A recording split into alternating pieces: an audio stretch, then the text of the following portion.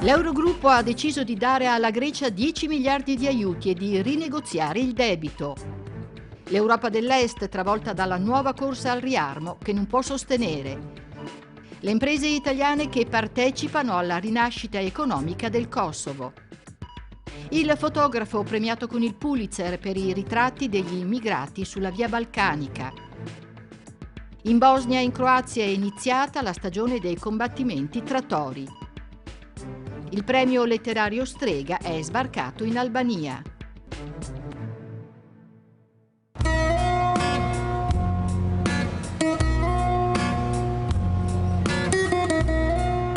I think it was a really important step. Abbiamo voltato pagina, dice sollevato a conclusione dell'ultimo Ecofin il presidente dell'Eurogruppo Jeroen Dijsselbloem. Dopo 11 ore di trattativa l'accordo per la Grecia è stato raggiunto. Atene avrà altri aiuti, ma soprattutto la riduzione degli oltre 330 miliardi di debito. Il vero obiettivo di Alexis Tsipras, il cavallo di battaglia della prima e della sua seconda elezione a primo ministro. Una grossa mano è arrivata anche da Christine Lagarde, che ha ottenuto dai creditori europei la garanzia di un significativo alleggerimento del debito ellenico, senza il quale il Fondo monetario si sarebbe tirato indietro da ogni altro programma di aiuti per la Grecia. Sembra dunque che ognuno abbia ottenuto secondo le proprie richieste, anche la Germania, che si assicura il differimento al 2018 del problema debito al termine delle elezioni amministrative tedesche. Ma anche questa volta il ministro delle finanze Euclide Tsakalotos ha portato sul tavolo altre misure di austerità, dopo la stretta su pensioni e fisco, l'aumento di tasse e IVA su prodotti di largo consumo e le clausole di salvaguardia in caso di mancato rispetto degli obiettivi. Penso che abbiamo aperto la strada verso l'alleggerimento del debito greco, perché si apre la strada a un ritorno della fiducia e alla crescita e permette agli investitori di tornare in Grecia. 11 miliardi nella nuova tranche di aiuti, 7,5 entro giugno, in parte serviranno a pagare i debiti con il Fondo monetario, il resto dopo l'estate. Ora il problema per la Grecia è innescare la ripresa. Se l'economia nazionale rimane stabile, se l'Unione Europea concede concretamente una riduzione del debito, allora prevedo una forte crescita dell'economia greca e del suo alto potenziale. Da una parte abbiamo un alto potenziale, dall'altro una sostanziale riduzione delle entrate. Iniziando da un livello così basso, contiamo sulle nostre potenzialità per colmare il divario. Scenari possibili, dicono i greci, se però il peso degli interessi che si saranno accumulati entro il 2018 non vanificherà la ripresa. Se nei prossimi mesi gli impegni con i partners europei daranno un po' di respiro ad Atene, la Grecia non può permettersi di abbassare la tensione sul fronte caldo dei migranti. Nei giorni scorsi lo sgombero progettato da tempo di 8.000 profughi dal campo di Idomeni, da sempre il più difficile da gestire, quello al confine con la Macedonia. Una parte dei profughi sono stati trasferiti a Salonicco, nel campo militare di Sindos, un'ex fabbrica formata da 4 hangar. Anche l'Italia torna a chiedere all'Europa, con il ministro degli esteri Gentiloni, il Migration Compact, in vista della nuova ondata di arrivi che quest'estate interesserà soprattutto il nostro paese e la Grecia. Secondo l'Europol e l'Interpol, infatti, ci sono circa 800.000 migranti pronti a partire dalla Libia in cerca di nuove patrie in Europa.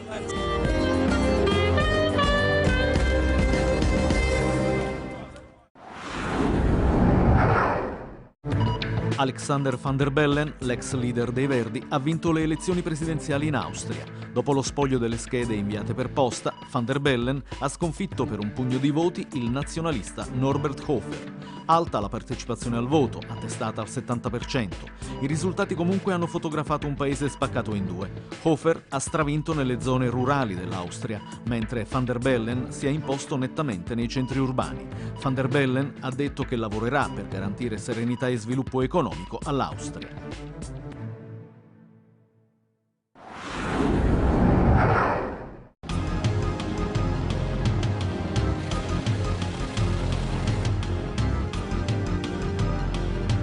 Il confronto aspro tra l'Alleanza Atlantica e la Russia di Putin ha innescato una nuova corsa al riarmo. La guerra in Ucraina, ma anche i successi delle armi russe in Siria hanno dato nuovo slancio ad una tendenza iniziata già nel 2011, una corsa al riarmo molto concreta. La NATO, ma la strategia è stata dettata dal Pentagono, ha aperto nuove basi in Romania e Polonia per schierare il nuovo scudo antimissile, ufficialmente una difesa contro la minaccia rappresentata dall'Iran, ma che il Cremlino interpreta come un pericolo diretto per la sicurezza russa. Mosca ha risposto annunciando l'ammodernamento dei missili armati con testate atomiche e con la produzione di nuovi bombardieri strategici. Ma è possibile fermare questa corsa agli armamenti? Si può evitare se si prendono i provvedimenti a livello europeo e internazionale immediati. Il primo, disinnescare la crisi dell'Ucraina, pericolosissima. È inutile pensare che le cose si risolveranno da sole. C'è bisogno di un intervento deciso europeo e c'è bisogno di un intervento comunque internazionale a questo riguardo. La seconda, l'eterno problema delle sanzioni alla Russia. Si sta trascinando, questo fa diventare e fa restare la Russia molto aggressiva e infine bisogna mettersi a un tavolino. Non possiamo avere una Russia molto forte e quasi militarizzata e un'Europa troppo debole e la NATO in mezzo. Negli arsenali degli Stati Uniti ci sarebbero 7.260 ordigni nucleari, la Russia ha 7.500 testate o bombe atomiche, il Regno Unito 215, la Francia 290. In questo quadro qual è il ruolo della NATO? Il ruolo della NATO non può essere quello di una strategia che fa passare l'intervento possibile da 4 settimane a 40 ore, perché questo è sicuramente innescare la corsa agli armamenti. Così ci troviamo le repubbliche baltiche in stato sempre d'allarme, gli stati maggiori scandinavi che parlano di una guerra, la Croazia che prende i missili, la Romania e la Bulgaria che chiedono il sistema missilistico. Non è questo il modo per fermare la corsa agli armamenti. La corsa agli armamenti va fermata mettendosi finalmente ad un tavolino e chiarendo le posizioni con la Federazione Russa, che tutto sommato, a mio parere, non ha mai nessun vero motivo per andare ad un attacco verso uno dei paesi dell'Unione Europea. Ma l'Unione Europea avrebbe la capacità economica e industriale per sostenere una nuova corsa al riarmo? Va detto che nell'Unione Europea l'industria degli armamenti occupa più di 1 milione di persone e ormai oltre 150 miliardi di euro di fatturato. Non è quindi un'industria trascurabile, ma questa secondo me va vista più dal lato della ricerca, dal lato della possibilità poi di travasare nel settore civile, più che dal lato di spingere gli Stati a correre verso un conflitto con la Federazione Russa. Secondo dati diffusi dal SIPRI, l'Istituto Pacifista di Stoccolma, nei paesi dell'Europa orientale la spesa per la difesa nel 2015 è aumentata dell'8,4%, nell'Europa centrale e occidentale è invece diminuita dell'1,9%.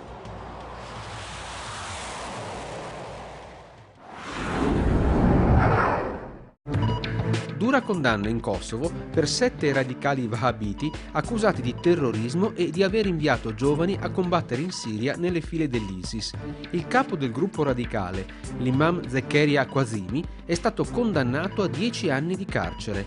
La polizia kosovara ritiene che almeno 300 kosovari siano partiti per combattere nelle file del califfato. In Siria e Iraq sarebbero stati uccisi almeno 50 kosovari. A finanziare la moschea di Gilan, dove predicava l'imam Quasimi, è l'Arabia Saudita.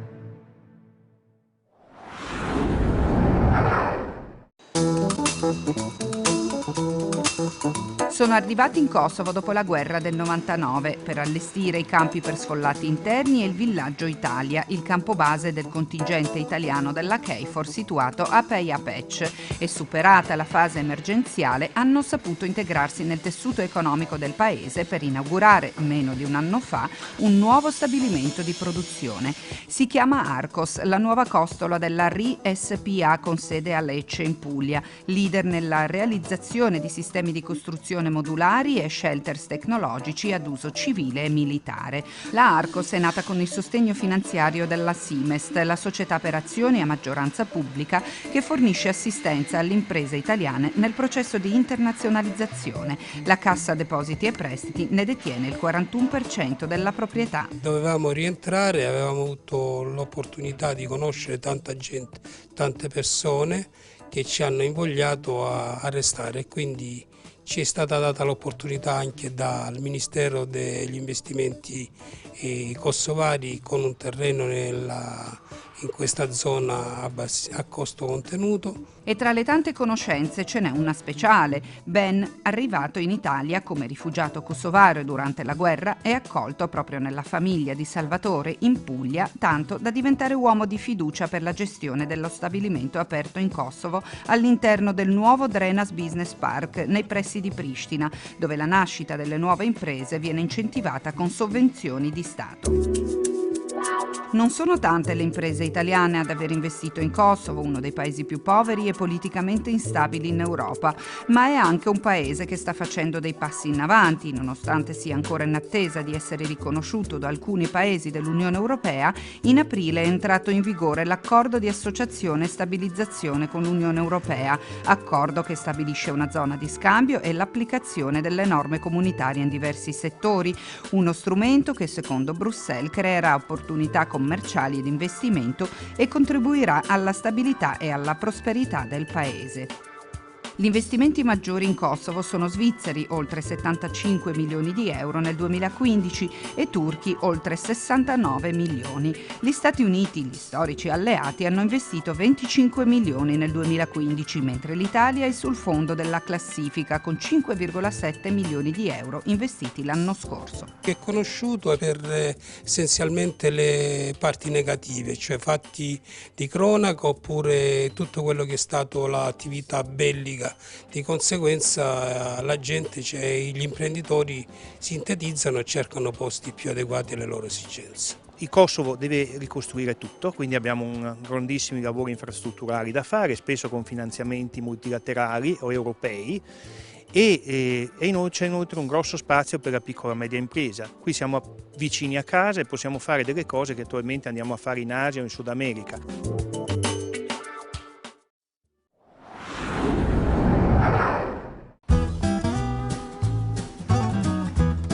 In Slovenia tutti lo chiamano Žiga, ma il suo nome all'anagrafe è Srđan Živulović. Una vita da fotoreporter a seguire gli eventi più importanti della piccola repubblica ex jugoslava, incluso ovviamente l'ingresso nell'Unione Europea, fino alla crisi della stessa Unione con l'apertura della rotta balcanica dei migranti.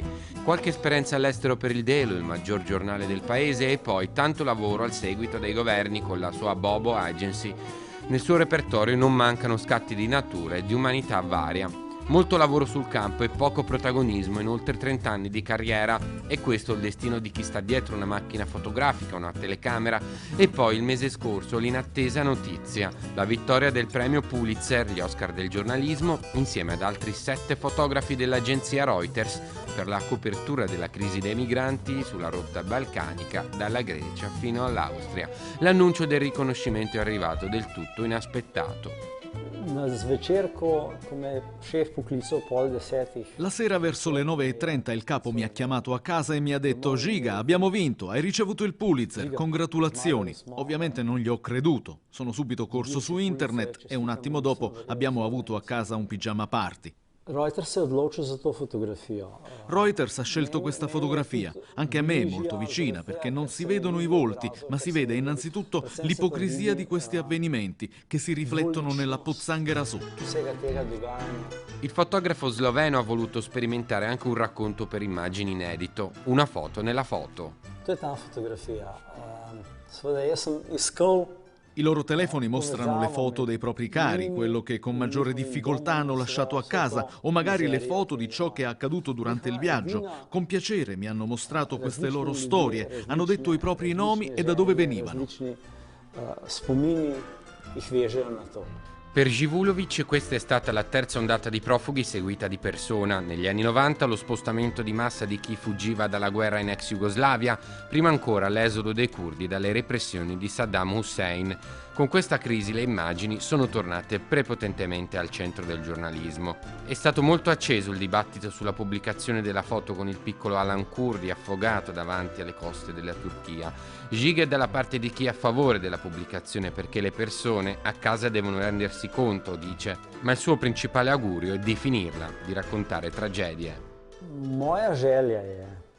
Il mio desiderio è certamente di fare più e buone storie, di fare storie stimolanti che divertono la gente, che siano storie che portano il sorriso alle persone, che vedano che si può, che vedano che il mondo è bello e che non è solo sofferenza. E alla fine un omaggio a chi è dietro la telecamera. Giga lo ha dedicato, la foto preziosa di un premio Pulitzer.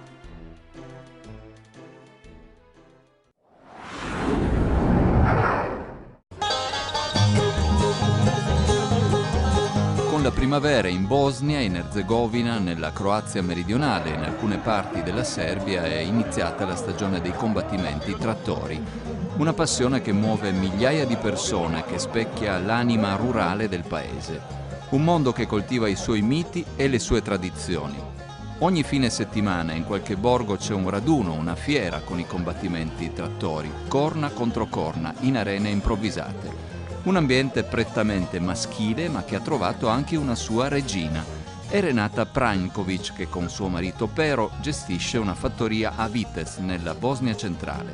Renata è stata la prima allevatrice e allenatrice di tori da combattimento. I tori sono troppo emotivi, sono umani. I tori sono gli unici esseri viventi di cui non è mai stata misurata la forza. Nessuno ha mai misurato l'affetto che possono dare. I tori che combattono nelle arene hanno spesso nomi di calciatori, Messi, Ronaldo, ma anche di politici. È divertente vedere Obama e Putin che si prendono a cornate.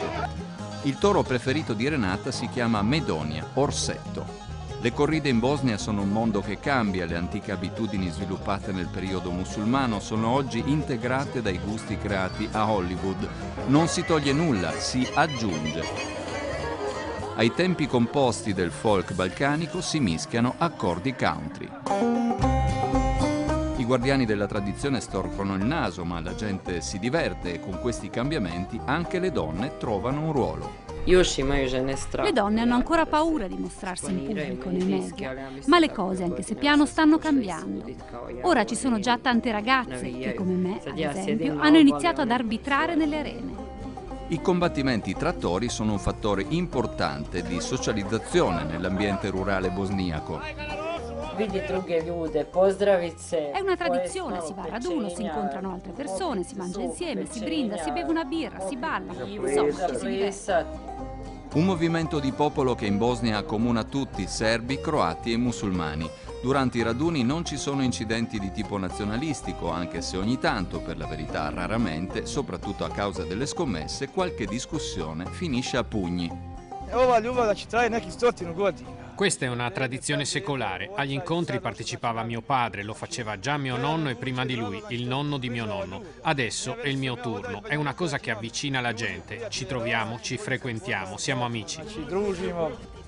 Anche il cinema ha registrato questo movimento di popolo. Recentemente in Croazia all'ambiente delle corride si sono ispirati un documentario, Gangster ti ama, firmato da Nebojša Slijepčević, che racconta la vita di un mediatore di matrimoni, e la commedia Sonia e il toro della regista Vlatka Vorkapić, che ha avuto un ottimo successo di pubblico nelle sale della ex Jugoslavia.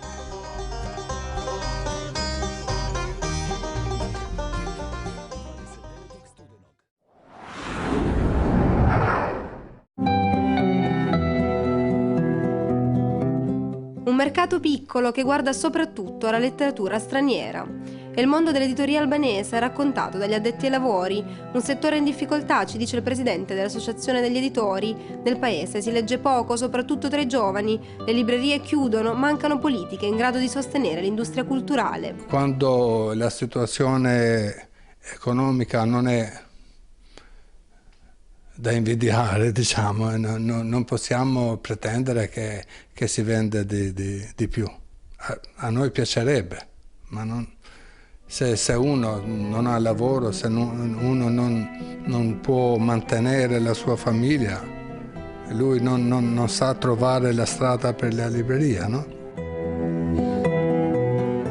Eppure le professionalità ci sono, le case editrici vanno avanti pubblicando soprattutto opere straniere e non mancano autori italiani. Per esempio posso dire Umberto Eco, che ha più di 10 titoli pubblicati in albanese, Bruno Zevi, famoso architetto, Leonardo Benevolo per esempio, E anche questi nuovi scrittori italiani, Cristina Carboni, diciamo, Fabio Vollo.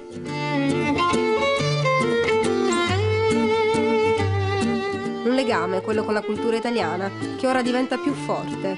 Quest'anno infatti Tirana partecipa alla giuria del premio Strega a valutare le opere, lettori albanesi guidati da traduttori, editori e italianisti. Il premio Strega come premio Campiello per esempio sono i premi molto importanti per la cultura italiana. Anche noi, per esempio, noi adesso pubblichiamo un libro, Canale Mussolini, che ha vinto il premio Strega. Sono tanti poi gli autori albanesi apprezzati nel proprio paese, ma che ormai da anni vivono e lavorano in Italia. Tra questi c'è Nilda Ibrahimi, che abbiamo incontrato al Salone Internazionale del Libro di Torino. A dire il vero ho vissuto più anni in Italia che nel mio paese, quindi c'è questa familiarità con la lingua, c'è la lingua ex lingua madre che ti diventa estranea anche per il semplice motivo che le lingue evolvono, vanno avanti, invece tu sei rimasta fuori. I suoi romanzi raccontano storie familiari, emozioni e legami travolti dalle tormentate vicende dei Balcani. Mi piace raccontare ciò che accadeva, ricostruire un passato che non mi appartiene alla fine perché non l'ho vissuta, però che mi appartiene perché c'è una ricostruzione in questo altrove, no? Che non è l'Italia, in fondo è il paese d'adozione, anche se poi lo è diventato un mio paese.